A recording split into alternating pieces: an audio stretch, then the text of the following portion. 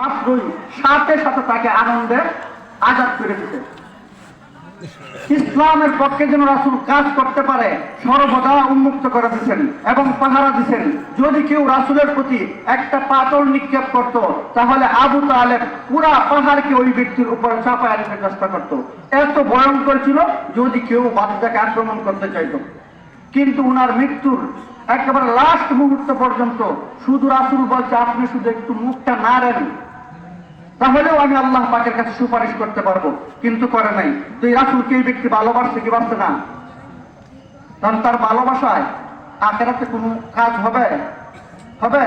শুধু তার এতটুকু হবে যে সে জাহান্নামে থাকবে, কিন্তু তার পায়ের মধ্যে এক জুতা পরাইয়া দিব আগুনের।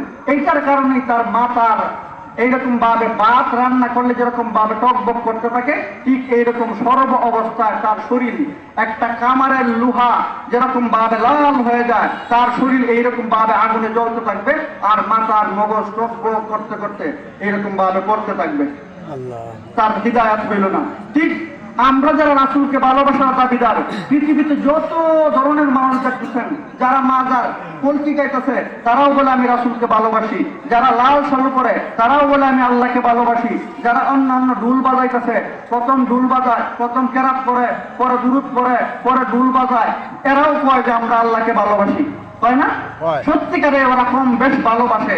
কিন্তু আল্লাহকে ভালোবাসছে আবু জাহেলও, আল্লাহকে ভালোবাসছে নমরুদও, আল্লাহকে ভালোবাসছে ফেরাউন পর্যন্ত।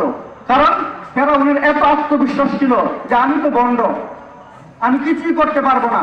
রাত্র হইলেই একেবারে পুরাপুরি আল্লাহর সামনে সাজদায় করে যে আল্লাহ, আমি আখিরাতে আর কিচ্ছু চাই না, তুমি শুধু দুনিয়াতে আমাকে মানুষের কাছে লজ্জিত করো না, আমি যা চাই তুমি একটু দিয়া দেও যেন আমি আল্লাহ দাবি করতে পারি। তাহলে আল্লাহকে মানছে কি মানছে না? মানছে না। কিন্তু তার জীবনে কোনো কাম হবে? কাম হবে না। যদি আল্লাহ তাকে ভালো না বাসতো তাহলে সে হেদায়েত পাইতো। এই আল্লাহ যা চাইতো তা দিত না, দিত কি?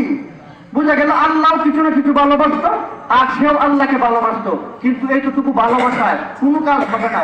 রাসূলকে আল্লাহ পাক মাইকে দিছে, তোমার উম্মত যদি দাবি করে যে আমি আল্লাহকে ভালোবাসে, তাহলে একটাই প্রমাণ, এইটা হলো তুমি নবী পৃথিবীতে যেভাবে চলার জন্য বলছো, ঠিক এইভাবে যদি সে চলতে পারে, মনে করবো ওই ব্যক্তি আমাকে ভালোবাসে। এই জন্য আল্লাহ পাকের এই পৃথিবীতে আপনি আল্লাহর কাছে দামি হওয়ার জন্য শর্ত হইল রাসূলের অনুসরণ করা। সারা জীবন আপনি শুধু ইলম শিখতেন।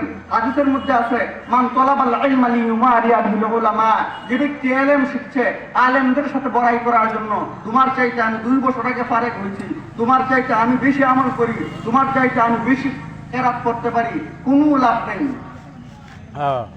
মান তালাবাল ইলমা লিয়ুমারিয়া বিল উলামা আও লিইজারিয়া বিহিস সুফাহা, অথবা মূর্খ ব্যক্তিদের সাথে তর্ক করার জন্য, আও লিয়াসরিফা ফি বুজুহান নাস ইলাইহি, অথবা শ্রোতাদের মনকে নিজের দিকে আকৃষ্ট করার জন্য, আজকে আমার ওয়াজ শুনলে পরে আরেকটা ওয়াজের মধ্যে আমাকে দাওয়াত করবে, এই উদ্দেশ্যে যদি তার ইলমটা প্রকাশ করে, ফাহুয়া ফিন নার, তার ঠিকানা হইল জাহান্নাম। আমরা যারা আমাদের শুধু এটাই সব সময় নিজেকে ছোট মনে করব যে আমি ছোট, আমি কিচ্ছু জানি না, আল্লাহ আমি গুনাহগার, এইরকম করার পরে যদি একটা ব্যক্তি আল্লাহর কাছে শুধু একটু তার গুনাহটা স্বীকার করে, আল্লাহ পাক ডাইকে বলতেছেন, ইয়া ইবনে আদম, হে আদম সন্তান, ফালাম্মা তায়াক্কানতা বিল